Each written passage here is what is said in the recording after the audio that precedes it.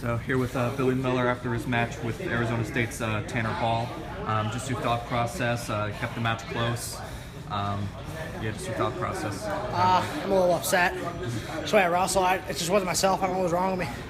Just went out there and didn't shoot any takedowns. Pretty much didn't do anything. So, I mean, I usually get mad when I don't wrestle my best, and this is just one of those situations. Yeah, you were able to keep it close. You tied the match at 2 at one point.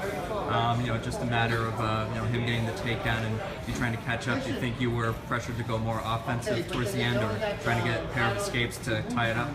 Yeah, I think I just had to score. That was plain and simple. If I would have gotten one takedown, I would have changed the entire match. I mean, that one where he had my ankle and I was trying to get behind and I was kicking into his back.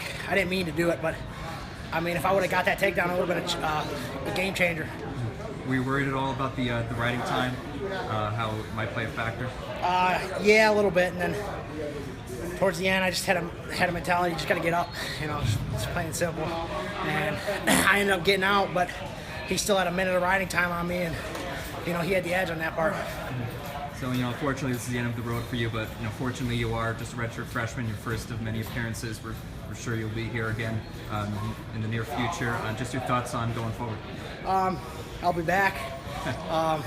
Next year, I got to feel what this type of competition is, and I really feel like I'm an All-American next year. And, I'm going to put in all the work. I'm going to do everything I possibly can. I'm going to train all summer and just work as hard as I possibly can to reach that goal. All right. Thanks so much, Bill. We'll see you. Thank you.